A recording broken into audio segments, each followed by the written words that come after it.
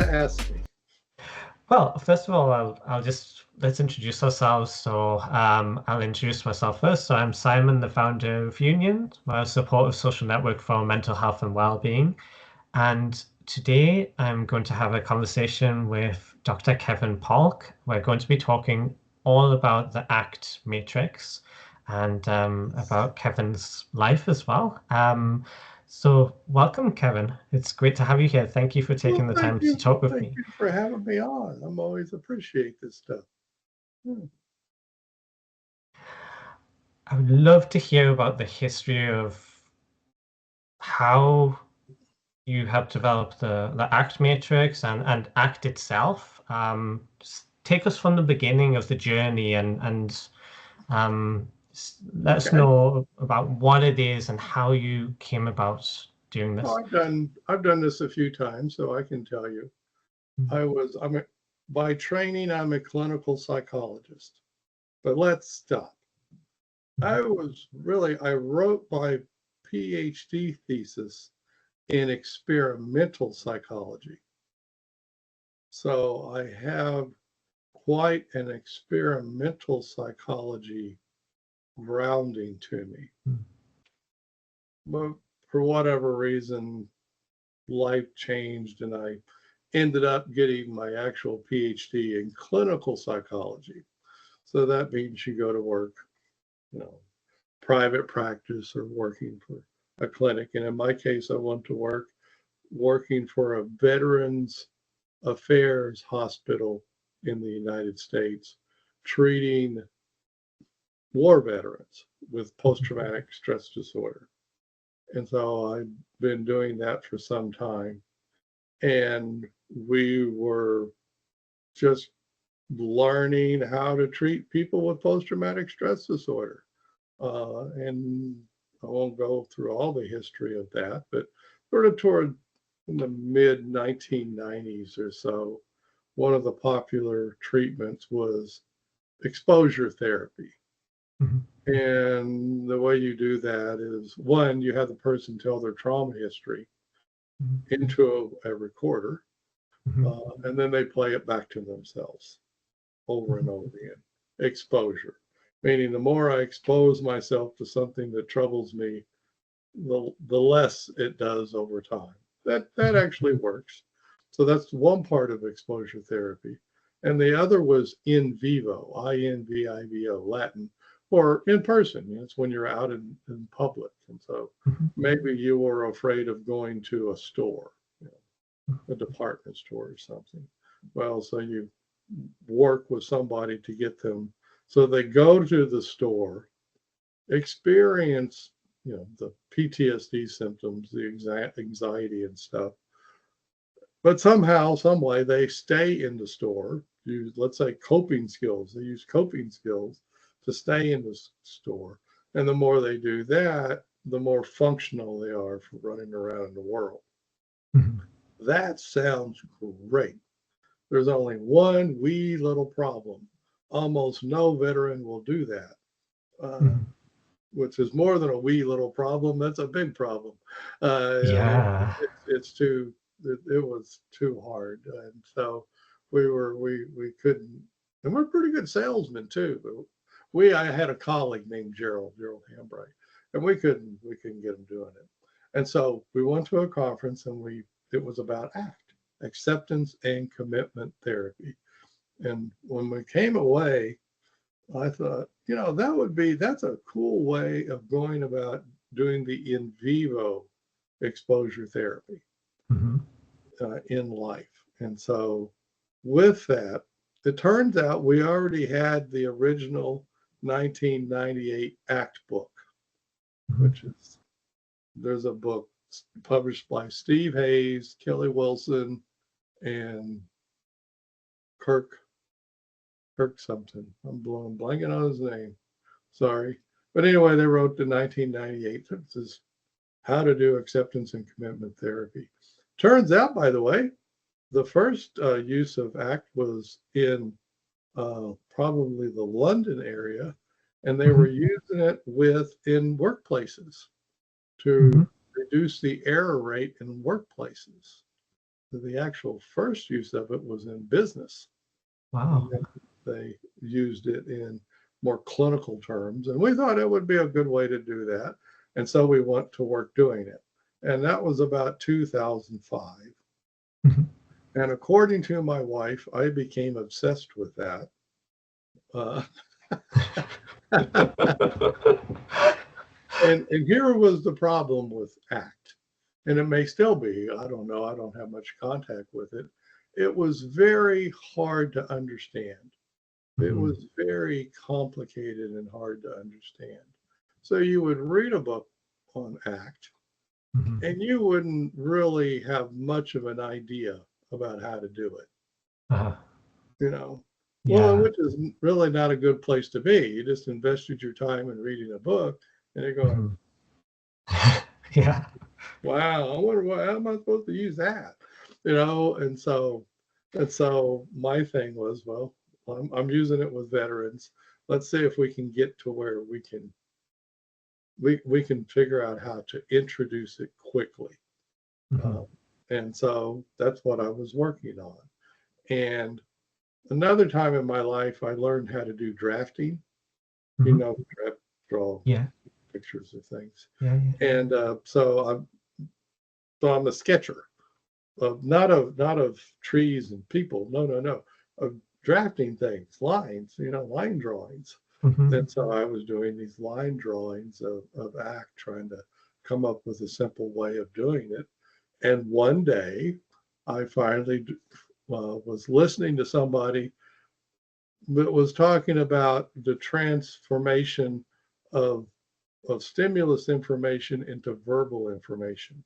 If you look at the matrix, that means sensory inputs get transformed into verbal stuff. So Mhm. there's the vertical line. So I drew the vertical line.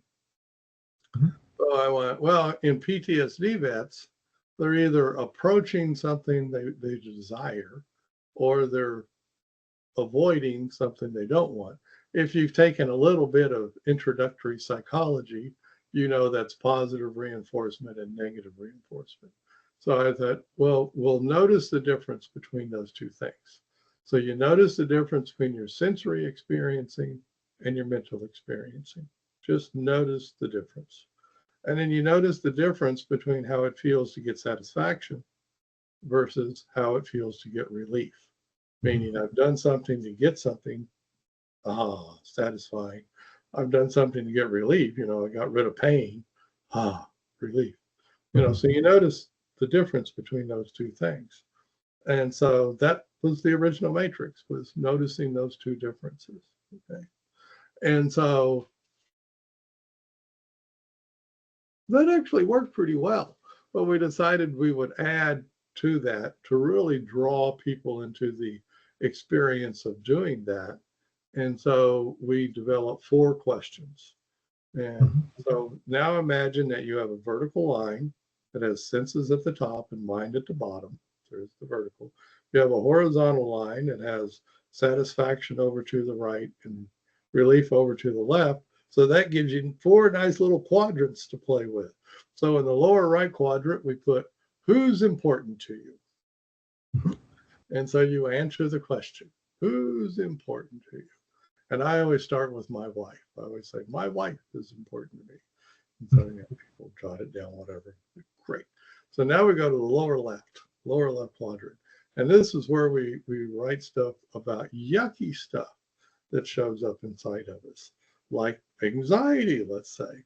So anxiety shows up in me, fear shows up in me, and Mhm. a host of other things show up inside of people. And so we write that down over there.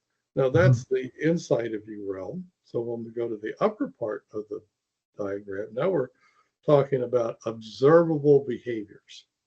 Mhm. So what kind of observable things do you do to get relief from the anxiety and the other stuff? Like, well, I avoid, I use heroin, you know, I whatever, watch TV, scroll, what is that, Facebook. And finally, in the upper right, we ask, well, what could you do for who's important to you? What might you do for Mhm. them? All right, that's it now. those 4 questions now engage people in those 2 discrimination tasks. That's Mm-hmm. what's going on. So instead of sort of a cumbersome way of doing it and noticing the difference, which you can do, but instead you ask the 4 questions. And Mm-hmm. then to top it off, you say, hey, you think you might have the opportunity to notice all of this stuff in the next day or week or whatever. So might you notice who's important to you? Yeah. Might you notice yucky stuff showing up inside of you? Yeah. Might you notice yourself doing a relief behavior? Mm-hmm. Yeah.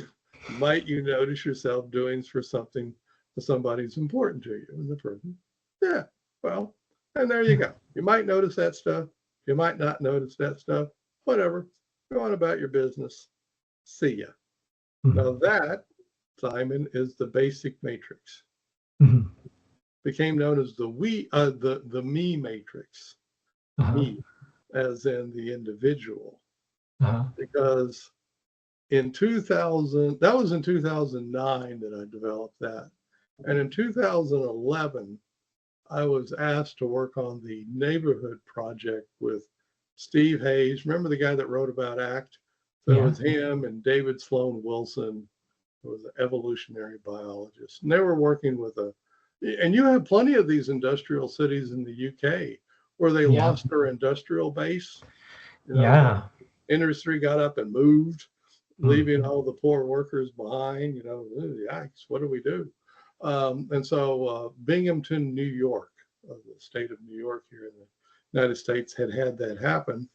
Mm-hmm. Uh, the IBM Selectric typewriters had been Mm-hmm. made there, and then they Ah. just boom left. Left Yeah. the whole place, and so they were trying to rebuild it. So he called it the neighborhood project. And so I went to help them. And in going there, actually, while I was driving there, I figured I ought to have something to say. And so I came up with the we matrix, what became known as the we matrix. The Mm-hmm. more complicated term for it is the ProSocial Matrix. Mm-hmm. Uh, and that is, so we changed the lower right question. Remember, the first question was, who's important to you? And Mm-hmm. you answer it. Now we ask it, well, what's our shared purpose? Yeah. We as a group, what's our shared purpose? And people go, now what is our shared purpose? That's a good question. And so Mm-hmm. we start, throwing stuff out about what might be our shared purpose. And then Yeah. we say, well, over in the lower left, can you imagine any like social yucky stuff showing up with people as they move towards shared purposes together? Well, yeah. Jealousy, hatred, and all kinds of good stuff. And so we Yeah. put that. How about, the relief moves from that? Well, yeah, I just don't show up, or if I go to a meeting, I check out on my phone, or all the multitudes of things we do to do the relief from social yucky stuff. And then finally, of course, the $1 million question in the upper right, which is what can we do to achieve the shared purpose? Mm-hmm. Mm-hmm. Yikes, that's rough. We better put our thinking caps on and think about that. What might we do? Well, now you've provided people with a way of looking at the process of Mm-hmm. moving towards shared purposes. So it became known as the we matrix. And so that's what I still present to this day, is the me matrix and then the we matrix. And Mm-hmm. those are done. As a matter of fact, I will show you.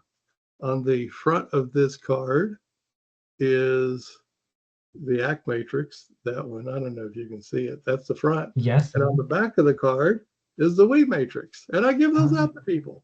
It's great. Go, oh, this is sort of cool. And they play with it. It also has an advertisement for your daily matrix, which is on Substack. So, and so that's what I do. It's it's a lot of fun, and people have a lot of fun playing with it and answering the questions and stuff. And they Yeah. just don't know there's a boatload of science behind it. Mm-hmm. There's Yeah. all kinds of stuff going on behind the scenes of that thing. But I made it so that literally you're doing all of ACT when you do that. Yeah, it's really powerful. I used this for the first time last week with Julie Allen, who we were talking about earlier. Oh yeah. She did a session with me and she used it on me. And so she was asking the questions and I was answering them. And I had a great time. We had fun with it. And I really had a great time. I was surprised at how reflective it is, but also fun. And at the end, the matrix was basically like a map of my life, Yeah. which I was really surprised. I went into that talk and I thought, okay, this is going to be great. I've done like similar kind of things of like, different kinds of things like this, as in, well, I used to teach for a while and we would do similar kind of exercises, but then I did this and I realized like, oh wow, there's something very powerful and it really gives you an overview of your life, essentially. Yeah. Yeah. Now, and in that case, I will be the first to admit it's sort of brutal. It's Yeah. just you're staring at your life. Yeah, it really does. I mean, it was showing me the like my needs, the things that I want, that I experience that are hard, and the things that bring me meaning. I was taken aback in a pleasant way. Yeah, and, and there you go. And that's what I mean. Yeah. It's been described as, it's touchy feely and brutal. It's very true. It's very true. Yeah, with like all of those things at once, and they're like, I like this, but it's a candid. It's a candid look at yourself. Mhm. For a group, if we do, you had a group, it's a way for the group to take a candid look at themselves. But the big thing for the group, and we know the most important thing for any group, and this is Nobel Prize laureate kind of stuff, that you get people lined up on a shared purpose. Mhm. That's the number one thing, is the group identifies the shared purpose. And that shared purpose becomes a direction. Mhm. It's a compass point. And now we can do behaviors, and then we can come back and ask, oh, are these things that we're doing, are they working to get us in that direction? And then sort of in that case, it's like a group walking, out in a field or walking across someplace. I don't know what you have in England, dales or whatever, I don't know. But you're Lots walking of along and you need a direction. Other than that, you're yeah, just wandering around, and yeah, not getting anywhere. And so this provides that. Oh, by the way, the who's important to you question provides that direction for the me matrix. It yeah. provides you with that compass point. Because if everything else gets really confusing in life, at Mhm. least you can do stuff for who's important to you. Yeah, You know, absolutely. at the very least, you can go do that, Yeah. and it gives you a grounding that. Now that's done, and I never mean to keep anything secret, but it would be cumbersome to say all of these words I'm saying now when you're initially doing the matrix. Mhm. You know, you don't want to muck it up with all this explanation. You just want to do it. Yeah. But then later on, when you're having a conversation, you can say, yeah, this who's important turns out it's a really important question for you.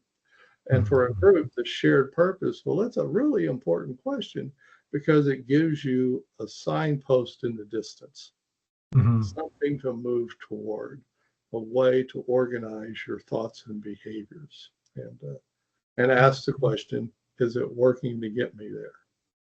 And Yeah. unless I'm sure you're the type that everything you do gets you in the direction you want to go. I wish. I always say that as a joke because I've never met anybody that thought that. Maybe somebody with severe narcissistic personality disorder, but other than that, nobody thinks that. Oh, Yeah. it's like that. And groups don't. They make mistakes. Yeah. They do. But if you have an idea of where you want to go, yeah. So what do I do, Simon? I put out a thing now, for now a little over a month. I publish something called Your Daily Matrix. And each post almost invariably includes both the me matrix and the we matrix. So I put posts. Now, I have begun, sometimes the we matrix is first, I flip it. And then other times it's the me matrix is first. And if I thought something was really, really important on the we side of things, I delete the me matrix and only do the we matrix. But this is me publishing your daily matrix, which I told you, on the one hand, that sounds, well, that's pretty simple. Until you think, yeah, 365 posts a year. And that's me coming up with 365. So, and I almost always write a sentence or two in it. And that's the trick. I only have to write a sentence or two more. What I'm doing with the sentences, though, is they're contemplative. Yes. That's it. All the matrix in the we matrices has been described as contemplative. Like, that's interesting. People put their hand on their chin. Yeah, that's interesting. So what I try to do with my post is just add a little bit more, a little touch more of contemplation to it. Sometimes it has to do with current events, sometimes not, whatever. Well, that's the nature of the beast. I just don't know. I don't know. I check, the posts go out at 2 a.m. I check at about 11 p.m. my time to make sure that I think it's right for that day. If it's what needs to be put out there for that day.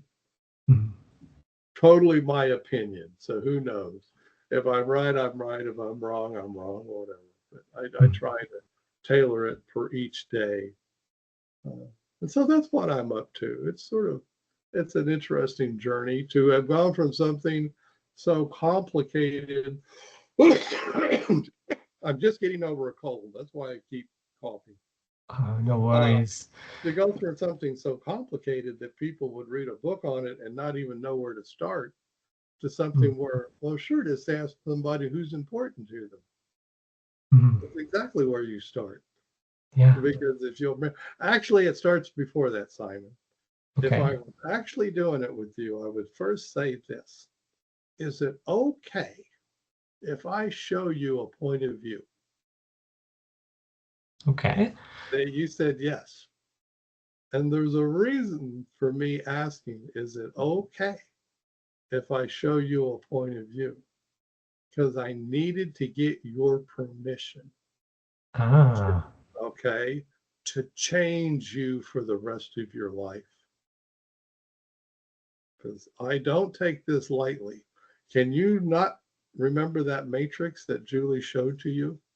Yeah, I can remember it very vividly. It vividly sticks with people. It just sticks with them. And I don't know, I'm so far that seems to be a good thing. It seems to have helped people out. But I still want to ask permission to show it. Because I don't take it lightly, because I know, actually, when I first developed it, I stood back from it and said, dang, that's like a virus. I'm going to release this to the world, and it's like this little virus. Once it hits somebody, they can't not see it. You can't not see the world that way anymore. So that's why I ask permission. So if I go to a group, I say, is it okay if I show you this point of view? Now I know nobody says no, so let me show it, but at least I've asked permission. And most people, I haven't had anybody give me any negative feedback, and I'm into tens of thousands of people, tens of thousands. that have done this and given me feedback and stuff. No, it's not that. It's just, it simply is a different way of looking at life. Yeah. It's just a different way of looking at things. And what you get out of it is what yours. So if you want me to expand a little bit more, I can tell you the shift that it's doing. Yeah, I would love to hear about that, Kevin. Absolutely. Well, if you watch TV and stuff, let's say sports, I bet you they have football and go UK over there, right? Yes, that's our big sport, football in the UK. Yeah. Sport for you. So you have winners and losers. And most human existence is based on winners and losers. So then all the TV shows become about, let's analyze why somebody won, why somebody lost. Right? Well, you may have noticed there's been some recent political things here in the USA. Yeah. Or you may have missed them. Who knows? But whether you missed them or didn't, if you turned on the TV set, you would see people commentating much like they commentate about sports. Yes, why did they win? Why did they lose? Yeah. It's always about this win, lose, win, lose, win, lose. It's always this game. If you may have noticed, there isn't any win or lose in the Matrix. Yeah, that's true. That really is true. That it is. Yeah. I purposely took it out. Wow. Well, that definitely worked. Yeah, it wasn't by accident. No, it's on purpose. Oh, I forgot. In a previous life, I did conflict resolution. I was an expert in mediation and conflict resolution. Wow. My master's degree would have been in that. Then in the United States, you end up with a bachelor's degree, and then you end up with a master's degree, and then you end up, if you keep on going for some odd reason, you get a PhD. Well, sort of that middle step of mine was that conflict resolution stuff for the master's. And so that's all based on how you transform folks in a meeting from this win-lose mentality to let's make it to, well, not win-lose, right? So that came through in the development of the Matrix. So we don't look at win-lose. And here's why. Does all of this talk about who wins and who loses get us where we want to go?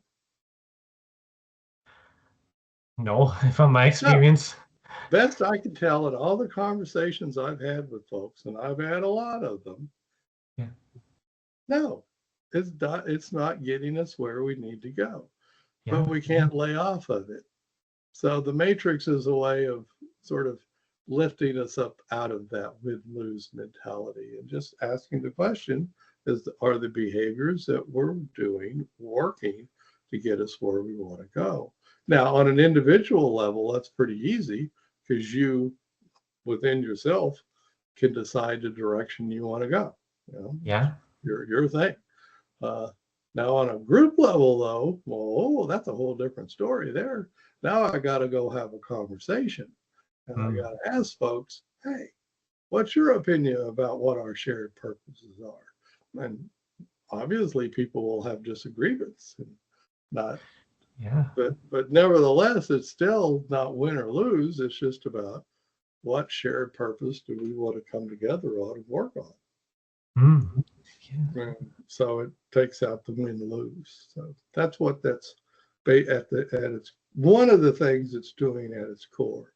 Another thing that it's doing, especially if you look at it on the me matrix, is it okay if I get a little bit complicated? Absolutely. I'm loving hearing about this. Okay, so ACT, really, Steve Hayes and all of them talk about this, is essentially about how the human language, how our language and the way we language about things within ourselves really disrupts us moving toward, well, let's just call it who and what's important to us, right? Yes. you may have noticed thoughts showing up in your head and stuff happening inside your head Yeah. that gets in the way of things. Yeah. And Yeah. so ACT is built on a theory of language that explains how it comes to be that words have so much impact on us. So Mhm. literally saying a word can almost feel as if the event was really happening again. Yeah. It's so, and there's fancy words for that, but it's this that, here we go back to the line, sensory experiencing, something that you experienced in life. You know, your somebody broke up with you or something, you know, or Mhm. whatever, and that sticks with you. That really hurts. You know, and now that when I get reminded of it with language, oh man, that really hurts. I hadn't thought about that in 6 months. Yeah. Well, you Yeah. remind me of it. Oh man, that's smart. You know, that really hurts. And now you're into that. Maybe you spend a half a day ruminating on all that old relationship stuff. Yeah. Going through your head, and you're not getting much done. You're not Mhm. getting stuff done on what you need to be getting done. And so basically this idea that language is getting in the way of you learning what works to get you where you need to go. Remember the who's important. So the theory Yeah. basically boils down to it. While language is this really cool thing, allows you and me to talk across the pond here, Yeah. all that, it can also really be disruptive, Mhm. very disruptive. And what it's been disruptive of is learning, the basic learning of what works. Yeah. And so the whole idea is to best you can, and it's impossible to do it completely, but best you can, you get language out of the way and just learn what works. So Yeah. that's what's going on with the matrix constantly. We're constantly noticing, we're constantly trying to get back up off of our language, back up off of Mm. our experiences. You'll oftentimes hear it referred to as the 30,000-foot view, the airline view. Oh, yeah. Yeah. Right. So you're that noticing is backing you up off of that language so that you're better able to learn from experience. Yeah. That's the other big thing that's going on. So one, we're establishing a direction, and two, we're trying to set things up so language isn't getting in the way Mm. of us learning what works to get us there, both on an individual level and a we level. Mhm. That's about as simple as I can make it and still be Yeah. sort of complicated, but Mm. that's why it took me a whole long time to develop this. Oh, I Mhm. left that out. I estimated to come up with the 2 lines and the 4 questions took me about 17,000 hours. Wow. Wow. That's an incredible amount of work, Kevin. Wow. Well, and I told you, my wife said I was obsessed. She said, She was she was accurate. she was accurate. I was. I get obsessed on things. To my credit, I really haven't gotten obsessed with much of anything since then. I just Mhm. keep plugging away at showing the world this point of view. And Yeah. so you'll hear me say that, and you heard it. Is it okay if I show you a point of view? It's Yeah. always show. I'm going to show it to you. I'm not going to inflict it on you. I'm not doing therapy on you. I'm not Yeah. doing nothing. I'm just showing you something. And Yeah. if you use it, that's great. And if you don't use it, that's great. But I Yeah. do know you probably will not forget it. Yeah. It really is memorable. I'm curious about, well, it's um you were mentioning earlier about how you used to work with traumatized soldiers, Yes. and did you ever use the ACT matrix with them? And I'm Oh, curious yeah. about that experience. They helped me develop it. Are you Oh, kidding? okay, right, wow, okay. Could you tell us more about that? I'm curious about that experience of, using the ACT matrix with the traumatized soldiers and what kind of Oh, that gets us um into another story. That's fun. The actual first matrix was me. I was going to create, I got to back up a little bit. There was this really complicated book.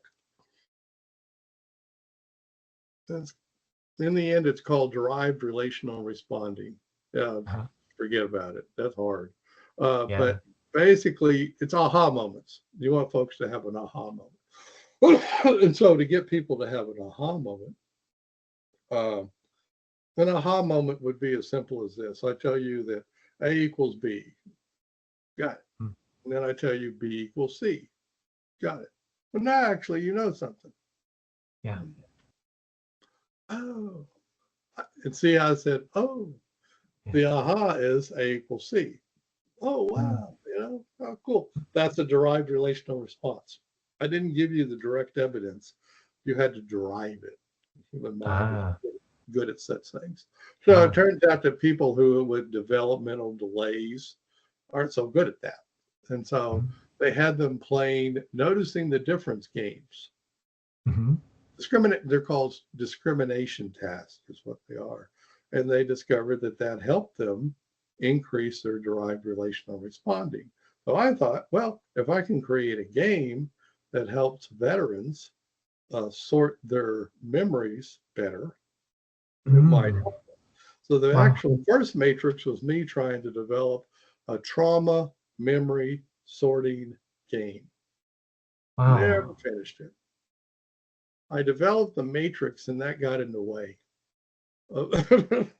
This sounds absolutely incredible, though. Like being able to do something like this for trauma memories. Wow, that's really interesting as well. But you can. So we actually did it. We just didn't make a game out of it. We just did it. You know? And so where did your trauma memory first come from? Well, my senses. I saw stuff and I heard stuff and I felt stuff and I smelled stuff, you know, all that stuff. Yeah. And then that got, and now I remember it. But in matrix language, we would say, well, all of that stuff got transformed into language and other ways of remembering. And now it's on the inside of you. So now can we go back and you take a moment to notice the difference between the sensory experiencing of the trauma versus your mental experience of the trauma. And they go, huh, and that's how you do it. Right. Wow, that's fascinating. Wow. Yeah, I haven't heard of this before, but that makes a lot of sense. I mean, wow. So this is all about quickly pointing people to an experience that makes them more, let's say, for lack of a better word, contemplative about, you know, their histories, their trauma histories, right? Now we can also say, hey, you know, back then when you were about the time you experienced the trauma, I mean, literally at the time you experienced the trauma, were you doing, you know, something for who and what's important to you or whatever? Also a war veteran. Let's go to a war veteran. They say, well, yeah, I was, you know, defending my country or, you know, doing whatever, you know. So it was a bit of satisfaction, you know, over there. Well, you know, how about relief stuff? Well, oh, heck yeah, you know, you get scared. Bombs going off and bullets flying around, stuff like that. You want to, you know, get relief. You want to duck, you know, and get out of that. Oh, okay. So now you can remember, you know, sort of notice the difference between the satisfaction elements of what was going on at that time versus the relief elements that was going on at that time. You know, oh yeah, I can do that. And that's all you want to do. That's it. There isn't any right answer. It's just that you've brought them to the experience of comparing the difference. And you'll hear me talk about noticing those two differences. That's what you're doing. That's how you do it with a vet. That's how you do it with trauma. It's that simple. Wow. I understand that it needs to be much more complicated, but it's not. Yeah, I mean, well, often the simplest things are the most effective sometimes. Yeah, I work at making things simple, and so you can't really write a book on that. What great story though was a person.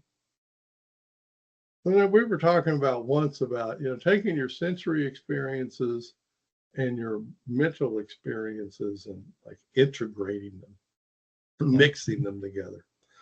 And so a veteran said, I figured out a way to do it. He was a gardener, indoor gardener. And he said, so I had the memory, was thinking of the memory of the trauma. And then I got some potting soil out and I was sticking my hands down in the potting soil, mixing the potting soil and thinking of my trauma memory at the same time. So I could do this, literal mixing. And for him, it helped. Wow. But notice he came up with that on his own. Nobody recommended that. It was, by the way, that's called a derived relational response. So the technical language for all of this is that Steve Hayes and them always talked about psychological flexibility. Mm-hmm. So, almost all of us know how we can get locked in on something and not be flexible. Yeah. And so this is about flexing that up, making it more flexible.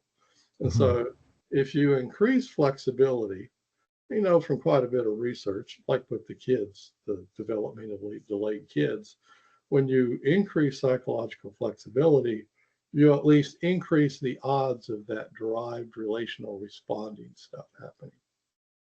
Right. And so that's it. That's all we're ever doing. We're just adding flexibility and hoping for derived relational responses. We can't cause them to be, but we add flexibility. So now how do you add flexibility? You have people notice differences.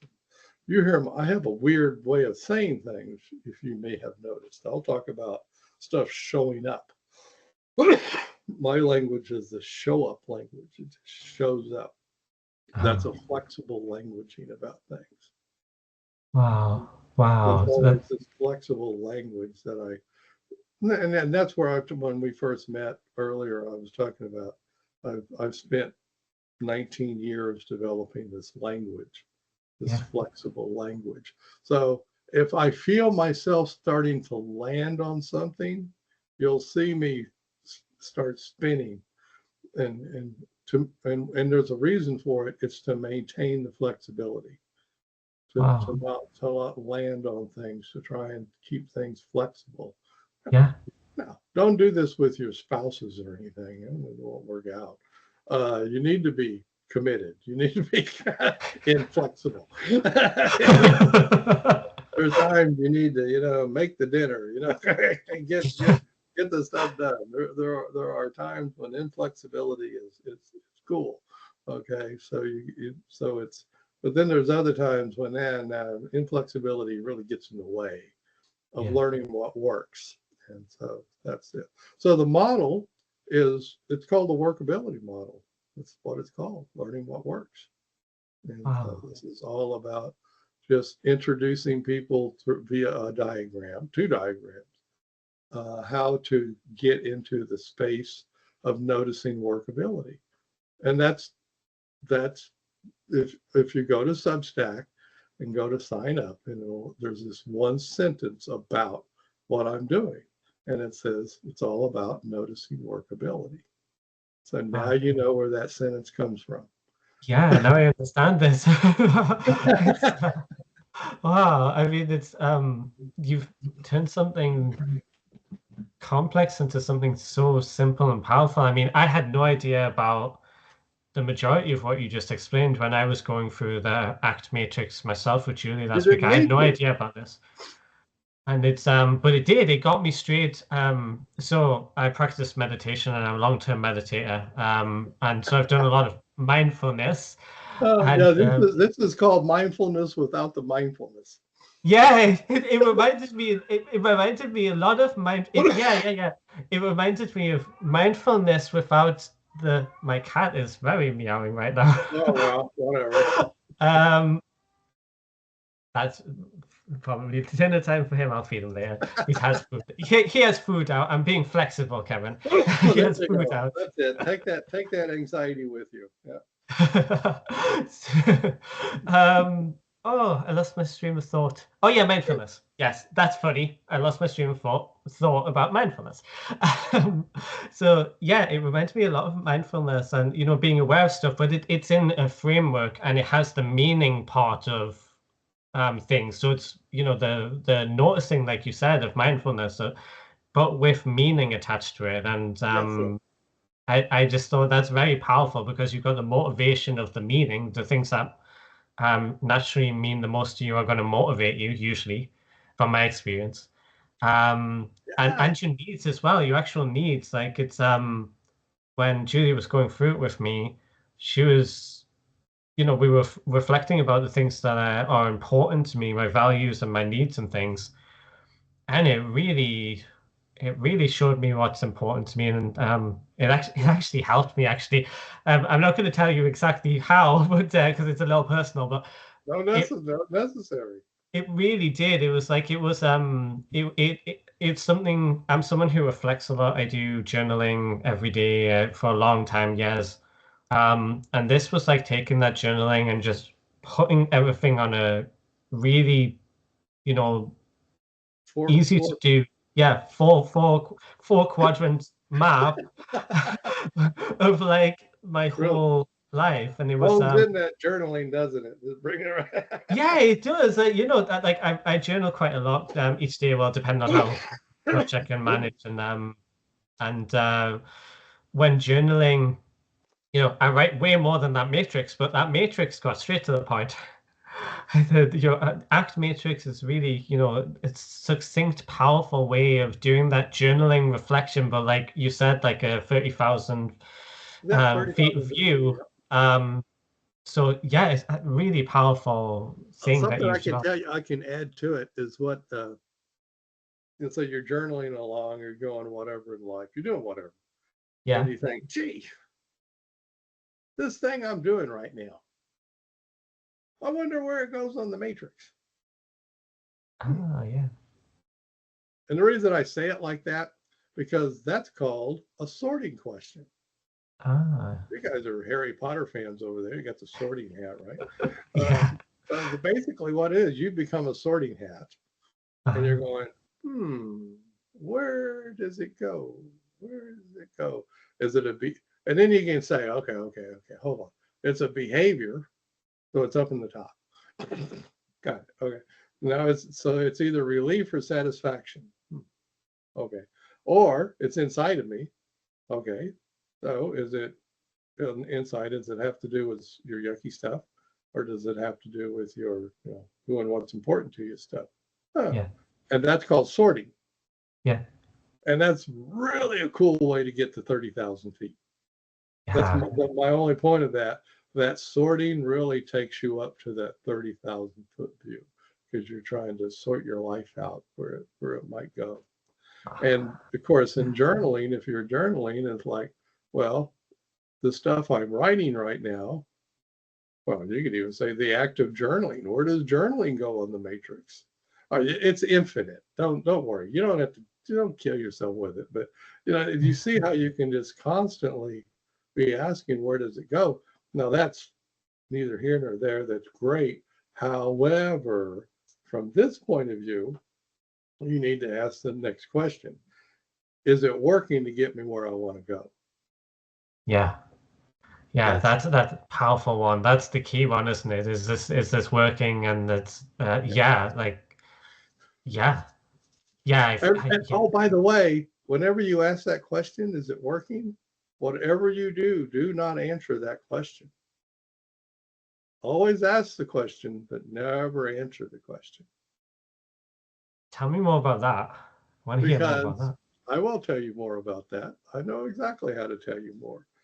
Because you have to go back to, I said, remember how language can get in the way of learning what Ah, works? yes, yeah. So if you answer the question, you're giving it a verbal analysis. And you don't want to give it a verbal analysis. You want to give it an experiential analysis.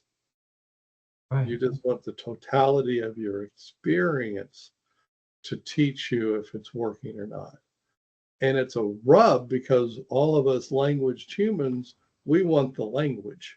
Yeah. But really, how much language is part of your learning? Turns out not much. Oh. It's not much. So that's why now, if you mess up and answer it, which by the way, I answer myself. So I will be the first to admit I am not perfect at that. But the spirit of it is you ask, is it working? And then you drop it. you don't answer the question. It's important to ask the question, but it is not important to verbally answer the question. You answer it through your experiences. It works. It works. This is I'm very curious about this. So from what I'm hearing is you ask the question and it's important, but the language will get in the way and you don't want to concretely answer it. Are you talking about feeling how it feels when you ask the question, or just letting it roll and going with it? Just let it roll. Just going with it. Let it roll. Okay. Let it roll. That's all. It's just roll. Let life roll. But you've oriented yourself. What you did with the question was you reoriented yourself to who and what's important to me, what's our shared purpose. You've reoriented yourself on the compass point, but you become disciplined enough to know the verbal answers. I'm not going to say they're horrible, but they're very incomplete. They're very incomplete. They're just not.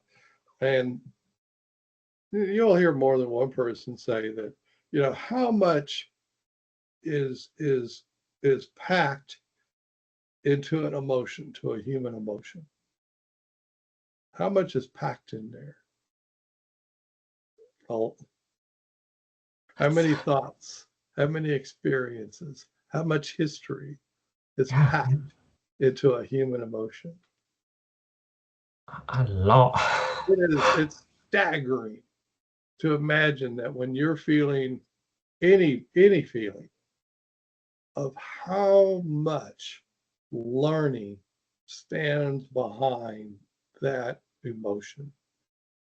And for you to offer up a verbal analysis of it is pretty silly.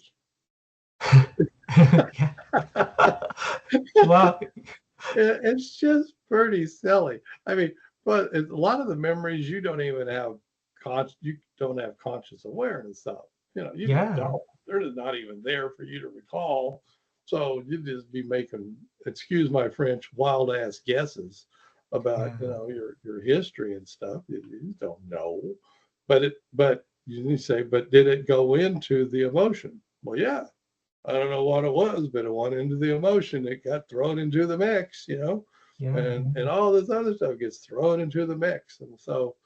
And so what we're saying is basically learn by feel, learn by emotion, learn by feel, how it feels. Now, more than likely, if it feels like you're on the right track, you're probably on the right track.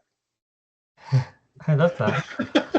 I love that. I mean, that's very much how I tend to go through life, kind of. But I'm someone who very much analyzes things. These are totally against what everybody teaches. Just totally against it. You have to have a verbal analysis of everything. Yes. Yeah. Yeah. Yeah. This is. And you know what? And those verbal analyses have kept us out of all wars, and has kept us out of all famines, and has kept. You got my joke yet? Yeah. Yeah. It's a good one. It's not done much for us, has it? I don't think those verbal analyses have worked very well. So what my point is I don't think they're working to get us where we want to go. They're not working. They're just the jury's gone out and come back and said, nope. They are Yeah. not working. So we can give a verbal response to that. And in no way, verbally or even on a feeling level, feels like they're working. It's not happening. Yeah. So let's all get together.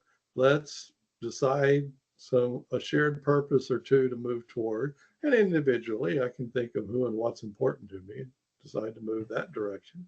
And Yeah. let's do that for a while and keep coming back to, gee, is this working to get us where we want to go?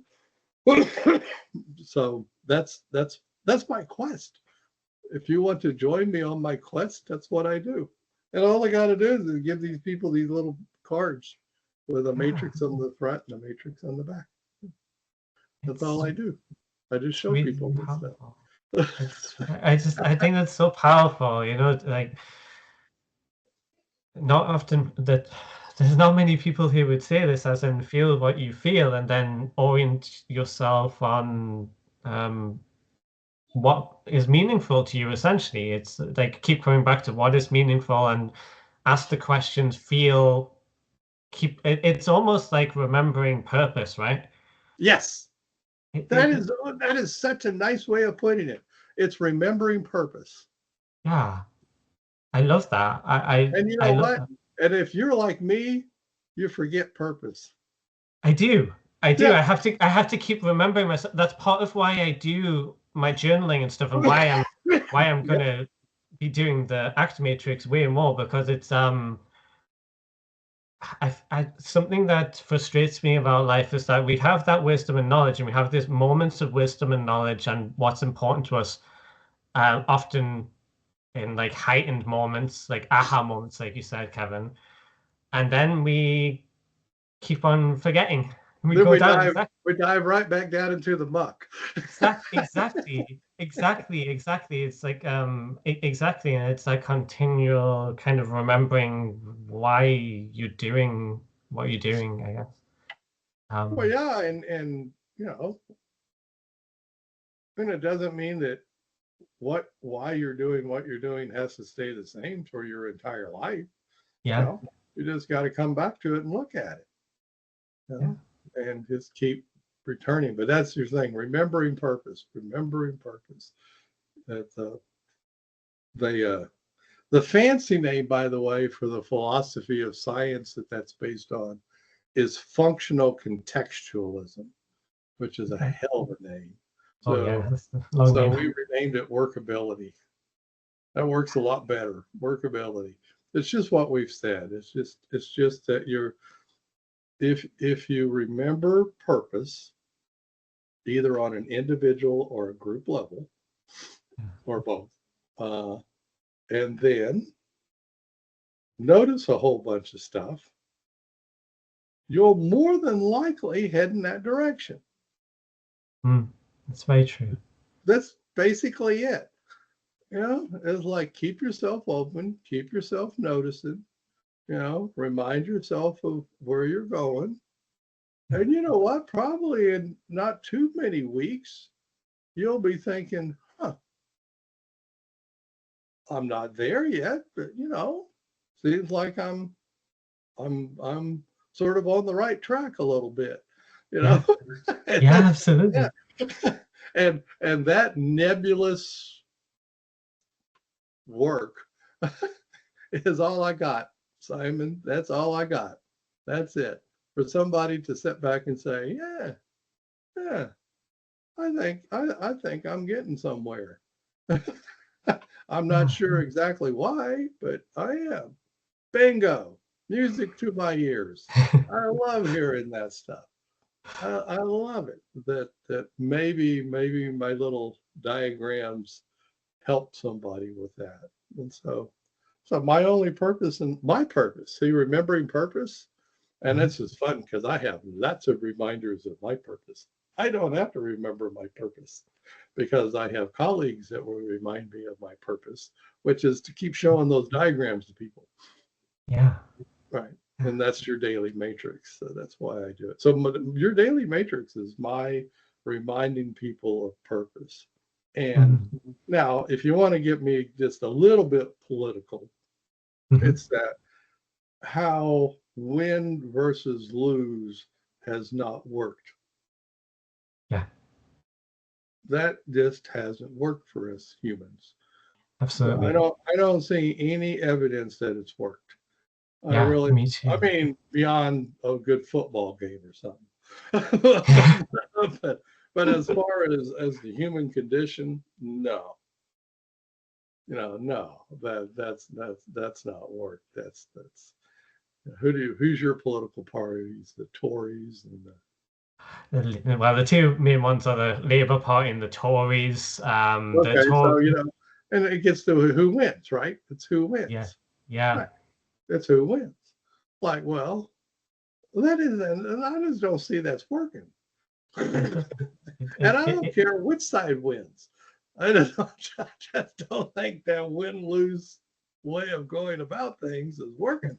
I think it's totally right. It's I feel like, well, this is an aside. This is this is a little bit random, but the way that democracy was done in, say, ancient Greece when democracy was being developed is way different to the democracy that we see now.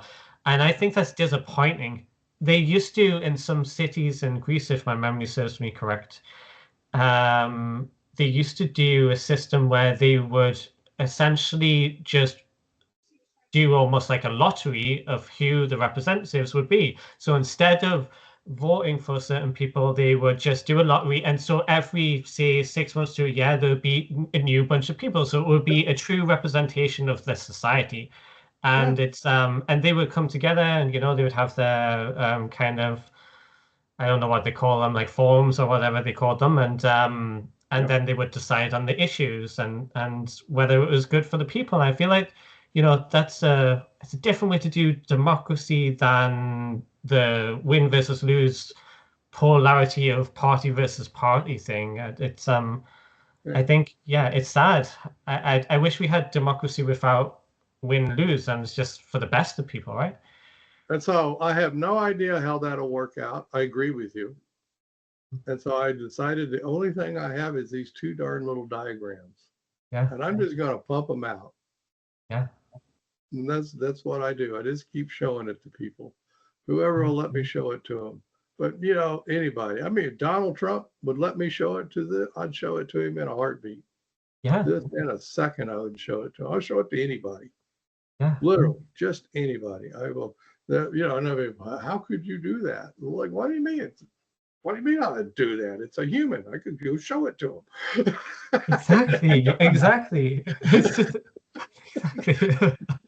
I don't care what kind of human, as long as I can somehow bridge the language divide, if we speak a different language or something. But other than that, I want to show it to them.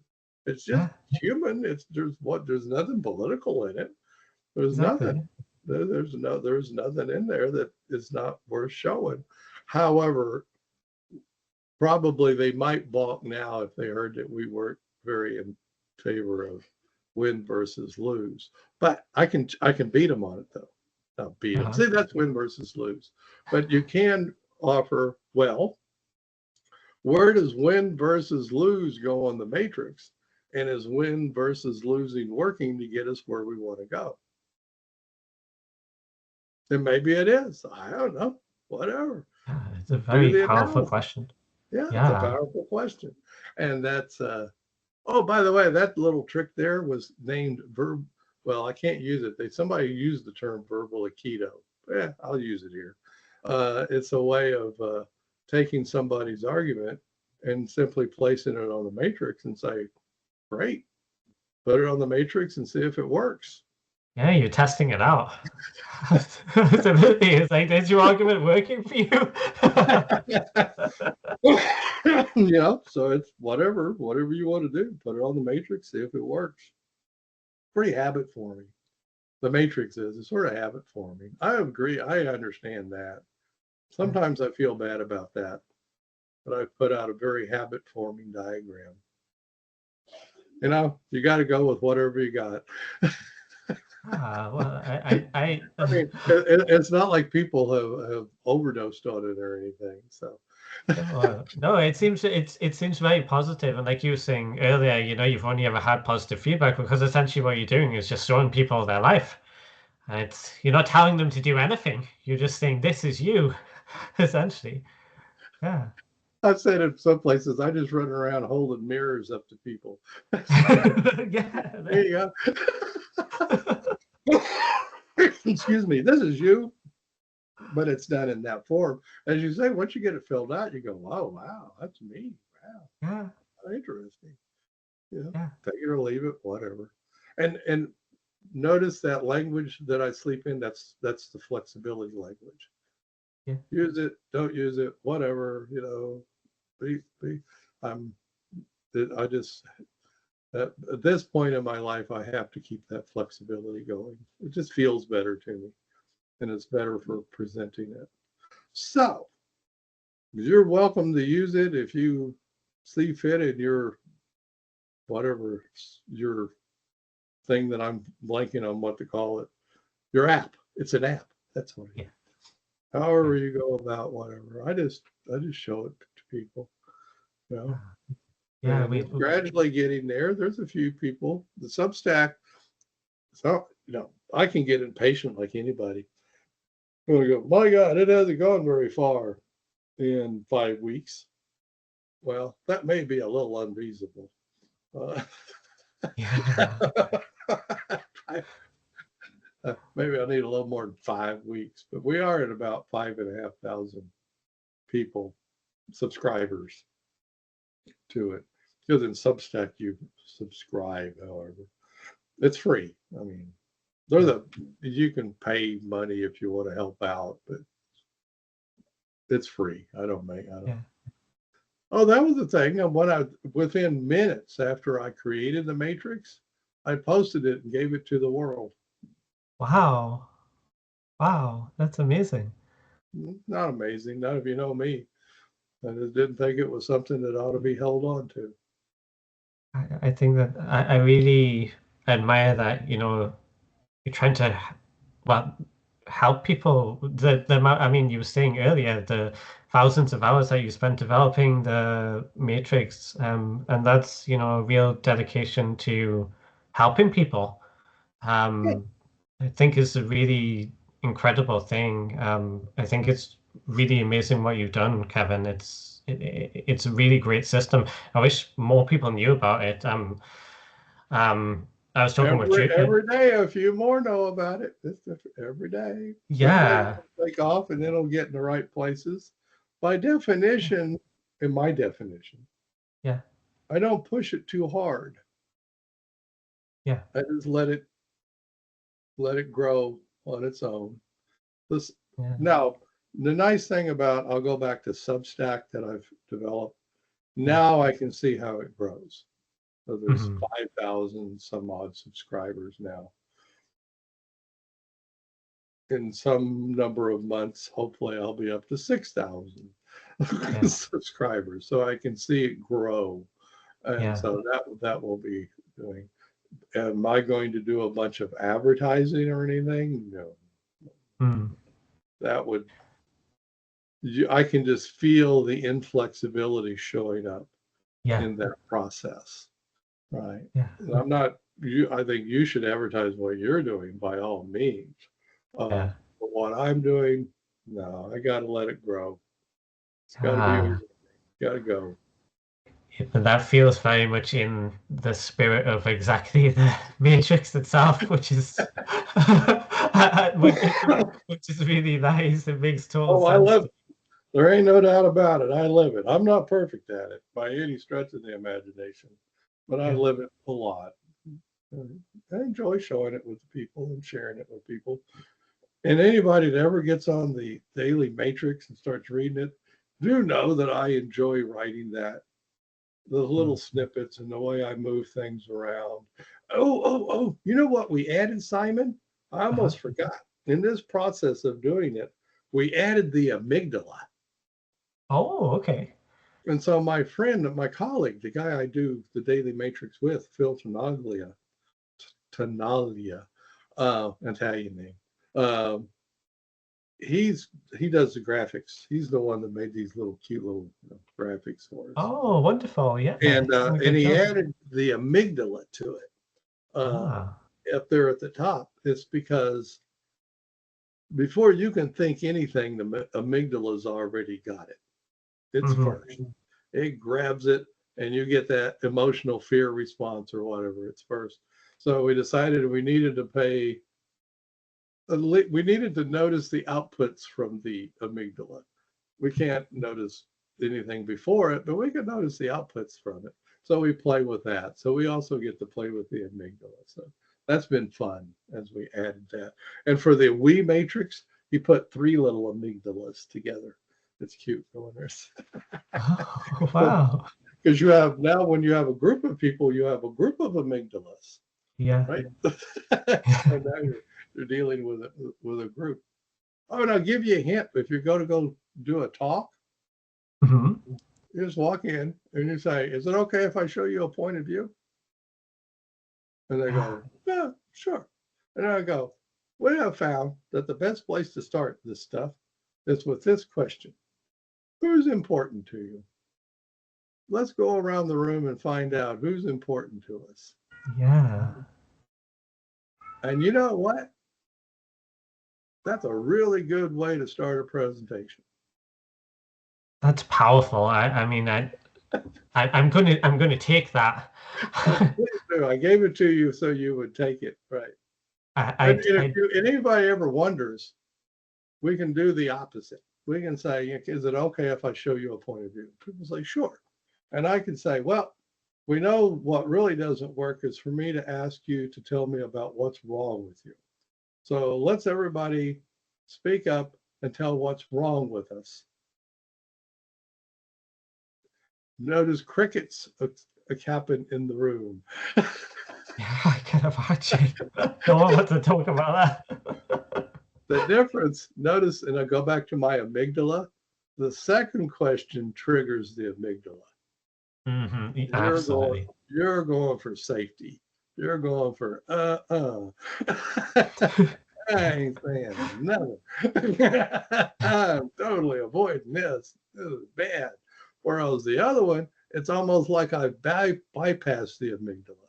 I've gotten past it because of that question: who's important to you?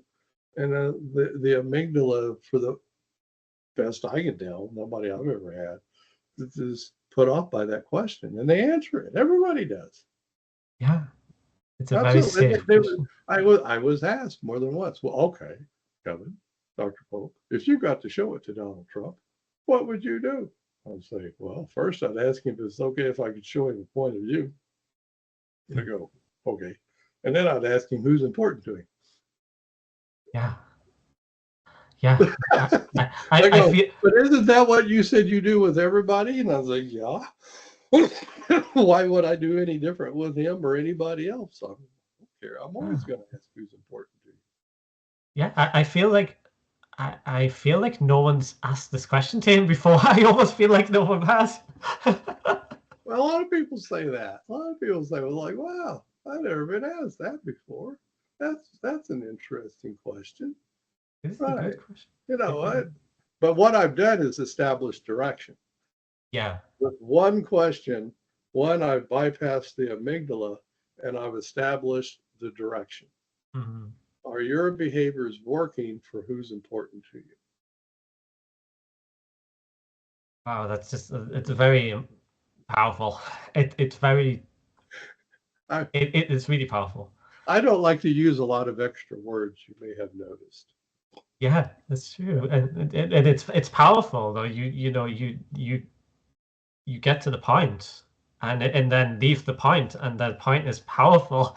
It's actually, I could feel myself when you're talking about the questions and everything.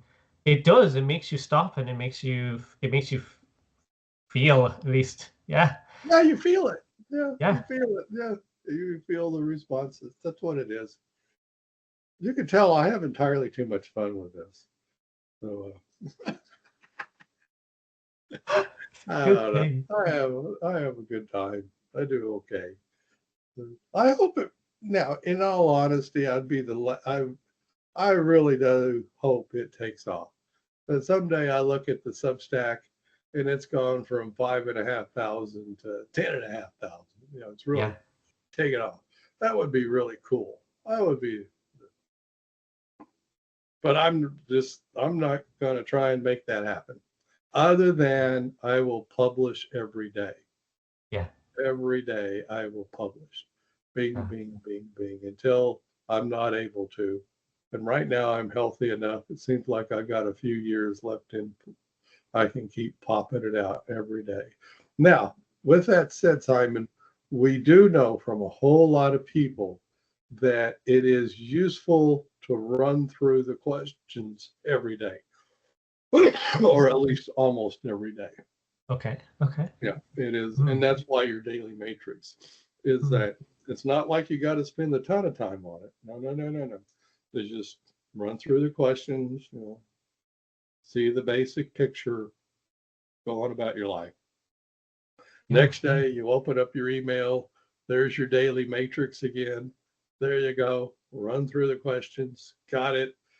Dr. Polk said some silly little thing, whatever silly little thing I said. Got it. Go on. It's just a touchstone. Touch it, see it, on. And I'm part of the reason why I write a little something extra is hopefully to develop some curiosity. For people say, well, I'll open this thing just to see what the hell he's up to. Yeah. What he's done. Because he gets crazy sometimes, so sometimes sort of fun. And so always but as you can tell, there would never be a time I didn't do it for a purpose. Yeah. The words are always there for a purpose. It's always nailed onto that purpose that I focus on keeping. So it's fun. You can do it too. Anybody can do this. Yeah. It's not. It's. Well, I got lucky and developed the diagram. I will admit, I just got lucky and did that. But now that I've developed it, anybody can do it. You can show it, use it, do it. Be as much like what I do as possible. It's fine. Yeah. You can write your own daily matrix for all I care. It's fine. Yeah. But remember, I didn't put any latches on it. It's free. It's really amazing that you've done this. It's really great, and it's I can what's the word? I can vouch, that's the word. I can vouch for the fact that it's very easy to do. It's incredibly easy for me to do, and yet for the amount of effort you put in, the powerful kind of results are, the results are powerful essentially for the effort you put in. I got lucky with that. Yeah. Yeah, that is good. I was fortunate to get to develop all of that. That was neat to develop an obsession and come up with that. That was fun. Yeah. That was cool. That was cool. Yeah, it was. But, it was like everything else. I hadn't done it. Somebody else would have figured it out eventually. So. You did an amazing job with developing this, Kevin, and I really appreciate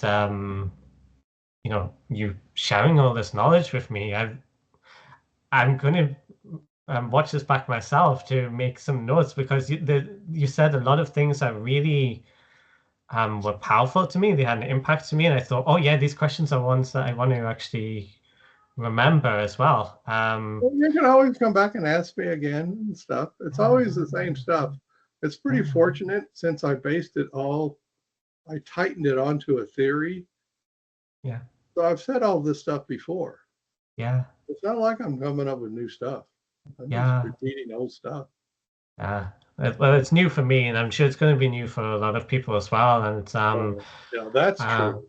Yeah, and it's something that I have in mind to try and put into our app in the future, because I think it's a great idea. It's being able to reflect, like you said, is great. We're going to have journaling and things that we're developing for our app as well. And I thought, wow, okay, this is a very visual way. Somebody developed a matrix journal thing once. I don't remember what it was, but it's like, you can imagine it. You write down who's important to you, and you write down your yucky stuff, and you write down you're just using the 4 boxes, and calling that, in quotes, a journal. Well, So, I get, I looked at it, what great. If you want to do that, I just know that most people don't do that. They'll just look at the question and answer the question in their head. yeah. That's fine. Ah, But if you it's want it's to write them down, journaling, that's good too. Whatever. we'll put the link to, so you're not going to plug your stuff, or we will for sure when we share this video in the description and the I will clips that we plug use of myself this. in that and I've already tried this. If you type into a search engine, Yeah. your daily matrix, right at the top, it shows up. Oh, fantastic. In Substack. That's great then. So people watching this, you can search for your daily matrix. So we will put the link as well to your Substack everywhere, and your website as well. And then spread it around. If you find it useful, then share it with somebody. Yeah. I mean, I think people did convince me to finally start saying that, which was to say, hey, if you find it useful, share it with somebody. And I go, oh, yeah, I guess I could share it with somebody. There you go. And so that's where I'll get some organic growth going. Folks share it with each other. So. Absolutely. It should be shared, and it's something that's a really powerful, simple tool to use to reflect. And I feel like a lot of people, journaling is great for mental health and reflection and everything, but it's a big ask. It's like a huge ask. People, have busy lives, and sitting down and reflecting on thoughts every day, that's a big ask. This is something that's simple, immediate. You just got to look at it, and I'm seeing this now as like a compass almost. It's like, okay, I'm going to check my compass daily. Like that. That's a good metaphor. There we go. Yeah. Oh, that's it. And so I send it out in email form every day. I think it may get posted over on Facebook, but I'll admit to you, I don't do Facebook. I have a digital assistant that does that for me. So I don't know if she's doing that or not. I'm not a taskmaster. I don't care. My only task is to make sure it gets out every day at 2 a.m. Yeah. I'm not up at 2 a.m. It's automatic. As I told you, I check it at 10 or 11 o'clock just to make sure it's maybe there was some current event I needed to talk, at least tip my hat to. Yeah.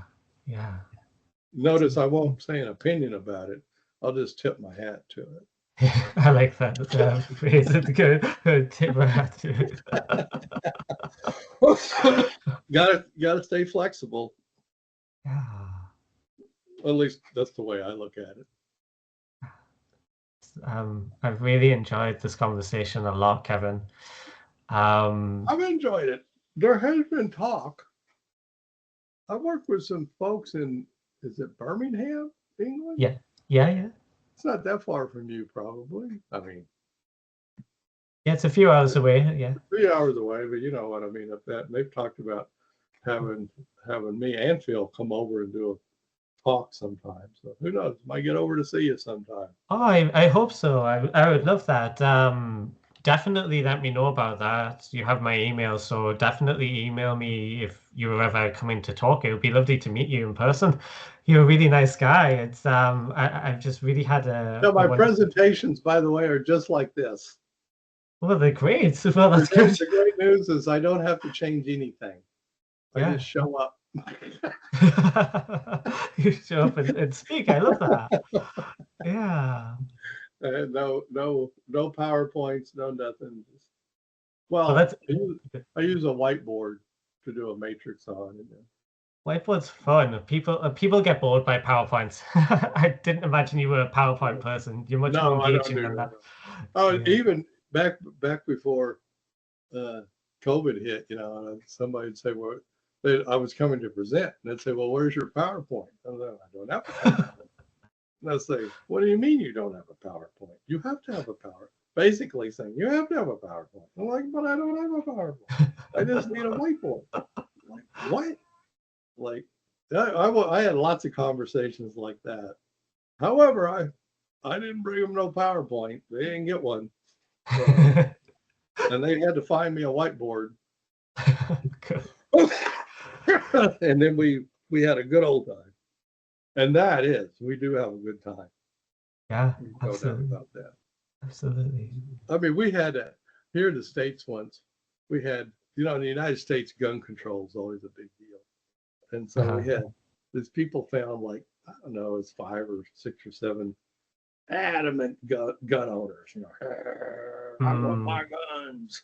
And then they found 5 or 6 or other total, peaceniks, get rid of all the guns, they're bad, all that stuff. And we brought them all in the room together. And I did the Matrix with them. Wow.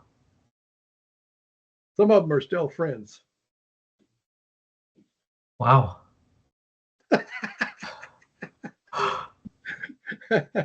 Wow. I like doing that kind of stuff. That's fun. Yeah, that's amazing. I think most people might think I'm crazy for thinking that's fun, but I'm okay. I have good, I'm okay. I have that thing in conflict resolution, so I'm used to that. So that's fine. Yeah. Well, anything like that. I don't know if you have any issues like that in England. Well, we don't have guns, so but we do definitely have. Well, the big thing in England was the whole Brexit thing of people. Oh yeah, I heard about that. People wanting to leave the EU versus people not wanting to leave the EU. It was very close. I mean, it was, I don't know, like 51% to 49, so 51% around about. Same way we just elected Trump in, like 51-49 kind of thing. Yeah. So that's really the divide, and it's the same between the Labour Party and the Tory Party. It's, people get sick of one and then move to the other, then the other. It's a whole kind of seesaw of very close views. The whole win-lose thing again, right? It's Doesn't work. Not working for human existence. I just don't. My opinion, it's not working. Yeah, it's not. It's not. I completely agree with you, Kevin. So show people the Matrix. It's a different way of looking at things. I will. Well, I'm definitely going to spread the word about the Matrix because I think it's fantastic. Thank you. I'm definitely going to spread the word. And if you send me the link to your stuff, I will even include it in a post. I'll figure out a way to write it in. That's just massively kind of you, Kevin. Thank you so much. I'll send you a link to our stuff, and anything that you want me to share, please, send me links to this. I'll find your Substack and everything myself. I already know where it is. So, and I'm going to be subscribing as well. So you're going to have like 5,000. Share it with people, and no, I'll figure it. I'll figure out how to do it. It always comes to me. I've written a lot of words in my life, a lot. Writing these little 15, 20 word things is I can do it. I can figure it out. I'll put your thing in. Thank you so much. Whenever it shows up for me to do it. Yeah, of course, whenever it's relevant. Yeah, of course. That's really kind of you. Thank you so much. And I'm definitely going to be sharing with people about this. I have, we're planning on having lots of conversations like this. And so, I talk with a lot of people who are interested in mental health and who are, have lived experience of mental health struggles or, professionals and things like this. And I'm going to mention you and your work because it's really great, and it's something that once we stop recording in a moment, I'll tell you my personal story about it. I just thank you so much for. Thank you. It's been a blast. It's been a real blast. Just thank you so much. And if you would like to check out Kevin's work, please subscribe via the links to Substack, to the Daily Matrix. Which is fantastic. And if you'd like to join Union, you also can by searching for Union Social. It's Unaeon Social on the Google Play Store or Apple App Store. We're available on both globally.